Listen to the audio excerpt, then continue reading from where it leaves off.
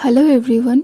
So this story is from last year lockdown, which has taken away one of the most precious person of my life. वो लोग भी कितना lucky होते हैं ना, जिनके लाइफ में एक पिता के साथ कोई ऐसा भी होता है जो उनको एक पिता जैसा ही प्यार करे. Though he is not our father but everything to us. दिन की शुरुआत तो उनकी हमसे होती थी और रात कुछ हमारी चिंता करते हुए खत्म. He had lots of dreams in his eyes, and his dreams were the goals of our lives. वो दूरी सिर्फ 10 दिन की थी. लाइफ के इस बिजी शेड्यूल में अगर 2 दिन की भी छुट्टी मिल जाए तो बहुत है. और यहाँ तो सरकार ने 10 दिन की छुट्टी घोषणा कर दी थी.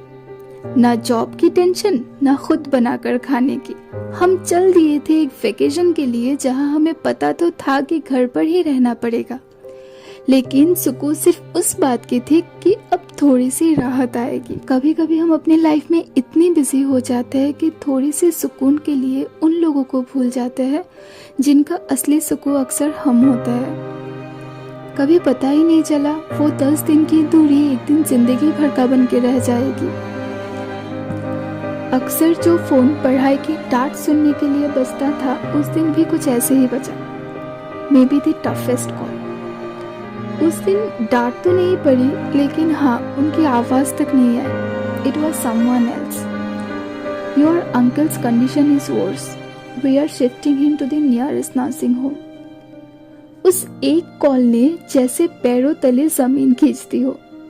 सिर्फ 10 दिन की सुकून खोजते हुए हम घर तो आ गए थे, लेकिन उन्हें छोड़कर जिनके लिए उनका घर सिर्फ हम ही थे. That very moment there was no corona, no lockdown and nothing for us. The only thing we knew was he needed us. Our last video call. He couldn't talk but he cried a lot.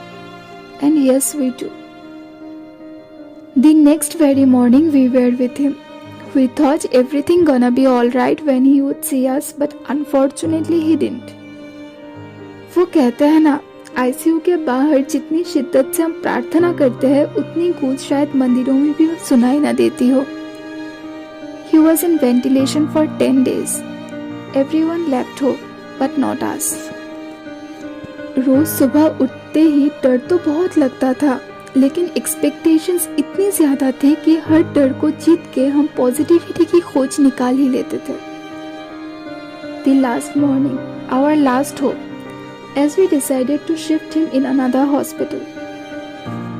मन तो कुछ ठीक नहीं था. ऐसा लग रहा था कि जैसे कुछ छूटने वाला हो. हर सुबह उठती थी कुछ नए होप के साथ कि आज मानो कुछ अच्छी खबर आएगी. वो आंखें खोलेंगे और हमें सामने पाएंगे. लेकिन उस सुबह नींद खुलने से पहले ही हमें उठाया गया. Doctor is calling you, come soon.